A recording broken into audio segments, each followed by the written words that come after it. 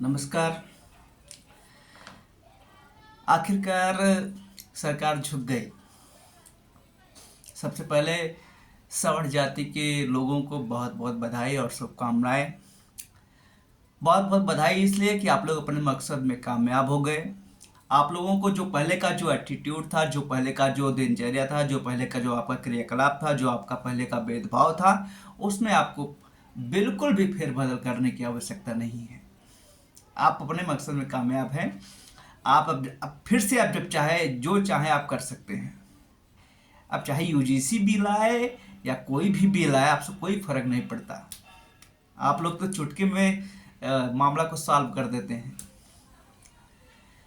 बधाई supreme court को कि 15% सवर जाति के लोगों के दबाव में झुक गई और उसने अपना यूजीसी का नियम वापस ले लिया। अब वही यूजीसी का नियम 2012 में जो चल रहा था वही उसी के हिसाब से चलेगा। जो नया आदेश जो आएगा उस आदेश के पहले जो 2012 का जो आदेश है वो चलता रहेगा नया आदेश आने तक। अब नया आदेश कब तक आएगा भगवान जाने, लेकिन सवर्ण जाति के लोगों ने विशेष करके बहुत मेहनत की, इसलिए हम उनको तहे दिल से बधाई और शुक्रिया अदा करना चाहते हैं। क्योंकि उन्होंने यहाँ तक कि अपने आका को, अपने प्रधानमंत्री को इतनी गंदी गंदी, इतनी बेहुदा बेहुदा गालियां दी। सिर्फ 2 ही 3 दिन में मामला पूरा पलट गया और हिंदू खतरे में था। अब हिंदू खतरे में नहीं है, अब संविधान खतरे में है। क्योंकि ओबीसी एससी एसटी वाले इसी तरह से छटपटाते रहेंगे, ये कुछ नहीं कर पाएंगे। साबित कर दिया सवर्ण जाति के लोगों ने, क्योंकि उन्होंने साबित कर दिया है कि हम 15% बहुत हैं भैया और हमारे आगे कोई नहीं टिक सकता।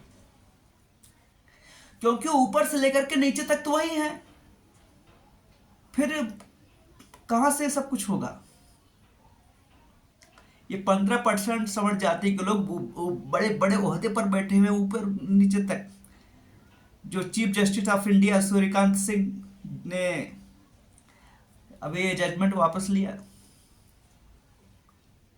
वो भी तो ब्राह्मण जाति के हैं।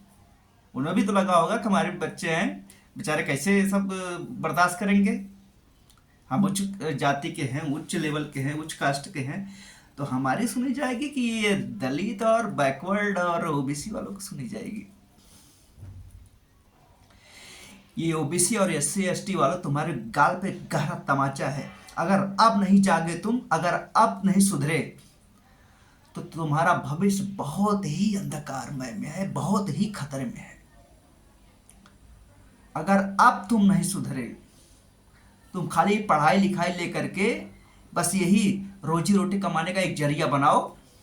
ग्रुप डी की तैयारी करो, रेलवे की तैयारी करो, पुलिस की तैयारी करो, क्योंकि ऐसे नौकरी के लिए तो इस सवर्ण जाति के लोग बने ही नहीं है। लोग ऐसे नौकरी के लिए पीछे नहीं पड़ते हैं। उनका मेन मकसद है बड़े बड़े पोस्ट पर पहुंचना, यूपीएससी, यूपीपीएससी, बड़े बड़े उच्च रैंक के जो अधिकारी होते हैं उनके पीछे वो पड़ते हैं। और आप लोग अब वही ये सवर्ण जाति के लोग जो नीचा दिखाना चाहते थे, जो नीचा दिखाने का जो उनका पहले का जो क्रियाकलाप चलता रहा वो सदैव चलता रहेगा। पहले भी चल रहा था, अब भी चलेगा और आगे भी चलता रहेगा। ये बीजेपी सरकार हम सभी लोगों को क्या किया? थप्पड़ मारा, कचा का थप्पड़ मारा। यूबीसी, ओबीसी, बैकवर्ड, दलित, जब ईडब्ल्यूएस 10% उन्हीं लोगों को दे दिया गया था, तब हमारे लोग ने जरा सा भी आवाज नहीं उठाई थी, क्योंकि उनको ईडब्ल्यूएस का मतलब ही नहीं मालूम है। आर्थिक रूप से कमजोर वर्ग, इकोनॉमिकली वीकर सेक्शन, ये उन्हीं लोगों के लिए है। और आप लोग पढ़ाई लिखाई जब तक आपके अंदर आपके मन में क्रांति न पैदा कर दे, आपके अंदर जुनून न पैदा कर दे, आपके अंदर दीवानगी न पैदा कर दे, तो पढ़ाई लिखाई किस काम की भैया? पढ़ाई लिखाई सिर्फ रोजी रोटी कमाने के लिए कर रहे हैं? पढ़ाई लिखाई सिर्फ विदेश में जाकर के नोट छापने के लिए कर रहे हैं? अरे पढ़ाई लिखाई के ओशो ने कहा है, रजनीश ओशो, आप लोग उनके बारे में सुने होंगे कि पढ़ाई लिखाई जब तक आपके अंदर क्रांति न पैदा कर दे, जुनून न पैदा कर दे, पढ़ाई लिखाई किसी काम की नहीं है। अगर आपके अंदर परिवर्तन की भावना है, आपके अंदर देश को और समाज को बदलने की भावना है, तो आपकी पढ़ाई सफल है, अन्यथा सफल नहीं है। कल तक ये जो समझ जाति के लोग उल्टी सीधी गंदी गंदी गालियां दे रहे थे, अब कैसे मुंह दिखाएंगे? मुंह दिखाएंगे? उनका काम निकलना चाहिए, वो गधे को भी बाप बना लेंगे। अब आप बड़े बड़े यूनिवर्सिटी की जो सपना देखते हैं ना, पीएचडी करने का और बड़े बड़े पढ़ाई करने का, वो सपना छोड़ दीजिए।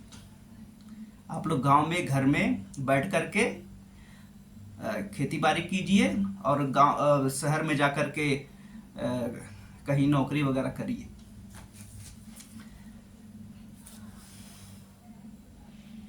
मुझे याद है जब मैं पीएचडी का एंट्रेंस देने के लिए गया था वीर बहादुर सिंह पूर्वांचल यूनिवर्सिटी में, तो वहाँ पर ओबीसी की मेरिट 138 गई थी और मेरा नंबर 103 था, यानी 103 नंबर। तो मुझे लगा मेरा नहीं हुआ, मैं इसके पीछे पढ़ूंगा ही नहीं। लेकिन दूसरे दिन तीसरे दिन मुझे जब पता चलता है एडमिशन के टाइम पे कि 80-80 90 नंबर वालों का हो गया है, मैं तो बड़ा आश्चर्य में पड़ा, बड़ा ताज्जुब में पड़ा, भैया ये कैसे हो गया? लेकिन हो गया था। हालांकि उस समय हमारी आर्थिक स्थिति थोड़ा दयनीय थी, खराब थी। मैं उस समय चाहता तो भी मैं पीएचडी नहीं कर पाता, लेकिन मैं उसके पीछे पड़ा भी नहीं। लेकिन जब ये सुना कि 80-80 नंबर वालों 90-90 नंबर वालों का हो गया है, अच्छे अच्छे कास्ट वालों का, अगर आप लोग घर में बैठे बैठे सिर्फ बड़ी बड़ी व्याख्या, बड़ी बड़ी लाइनें लिखने से कुछ नहीं होगा,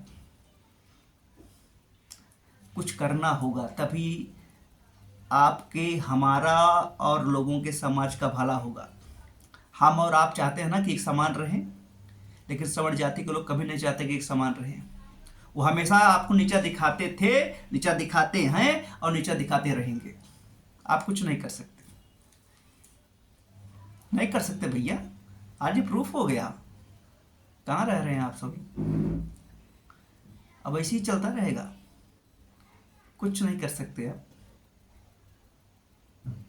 ये वीडियो मेरा खास करके उनकी आंखों को खोलने के लिए है, ओबीसी एससी एसटी समुदाय वालों को, पिछड़े, अल्पसंख्यक, विकलांग, जो सामान्य वर्ग की श्रेणी में नहीं आते हैं, उनके लिए है। मुझे सनी देओल का एक इंडियन फिल्म का एक डायलॉग याद आता है कि दीवारों पर और मोटी मोटी किताबों में अच्छी अच्छी लाइनें लिख देने से नहीं होगा, हमें कुछ करना होगा। हमें लोगों को सुधारने के लिए कुछ न कुछ करना होगा, अपने समाज के हक के लिए, अपने समाज के अधिकार के लड़ने के लिए कुछ न कुछ करना होगा, तभी जाकर के हमारे समाज का भला होगा। ऐसे नहीं होने वाला है। एक बार फिर से बधाई, बहुत बहुत बधाई सवर्ण जाति के लोगों को, अपने मकसद में कामयाब हो गए। अरे यार, आप लोगों को तो कामयाब होना ही था, आप ऊपर से नीचे तक बैठे हुए हैं।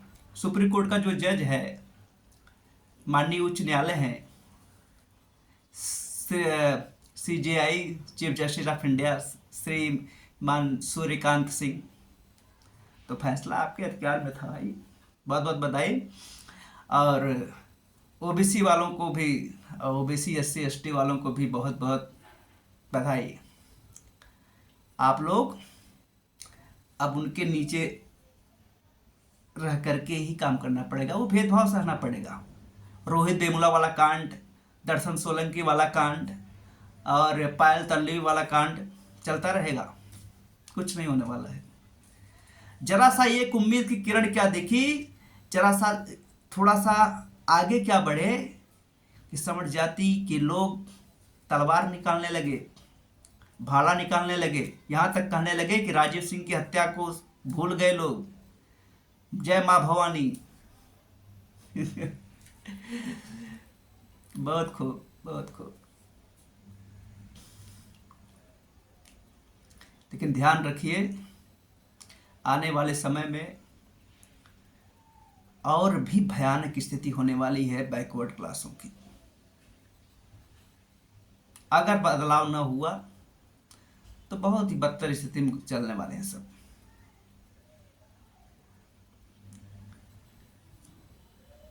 पढ़ाई का जो माध्यम है, पढ़ाई का जो जरिया है, वो सिर्फ रोजी रोटी कमाना नहीं है। आप अगर अकेले, अगर आप विवेकवान हैं, पढ़े लिखे हैं, शिक्षित हैं, तो अगर आप अपने गली मोहल्ले को, अपने समाज को, अपने लोगों के अंदर जागरूकता न फैला पाए, अपने लोगों के अंदर सामर्थ्यवान सील की उत्पत्ति न कर पाए, ताकि पढ़ाई लिखाई किस काम की। ठीक है, रोजी रोटी कमाते रहिए, अपने परिवार वालों का तो पेट चल ही रहा है, देश से क्या लेना देना है। अगर कुछ सीखना है तो सवर्ण जाति के लोगों से सीखिए, सवर्ण जाति के लोग देखिए, उनमें एकता देखिए। एक झटके में प्रधानमंत्री नरेंद्र मोदी को गाली देने लगे, एक झटके में, और उनकी इतनी गंदी गंदी गालियां उनको दी जो सुना नहीं जाएगा। बिहार में जो माँ से संबंधित जाति सूचक गालियां दी गई थी, तो प्रधानमंत्री साहब रोने लगे थे। शायद अब नहीं रोएंगे, अब उनको तकलीफ नहीं होगी, क्योंकि इतनी गंदी गंदी गाली उन्होंने अपने लोगों ने दी है ना भाई, दूसरे लोगों थोड़ी ना दी है। अपने लोगों की गाली सुनी जा सकती है, दूसरे लोगों की नहीं। ठीक है, बहुत बहुत धन्यवाद। एक बार फिर से सवर्ण जाति को बहुत बहुत धन्यवाद, मुबारकबाद, और ओबीसी वालों को भी। तैयार रहिए, आगे का समय बहुत ही भयंकर है, बहुत ही तकलीफदेह है, और भी अभी कष्टदायी दुखों का सामना करना पड़ेगा, बहुत ही भेदभाव का सामना करना पड़ेगा। बहुत बहुत धन्यवाद, नमस्कार।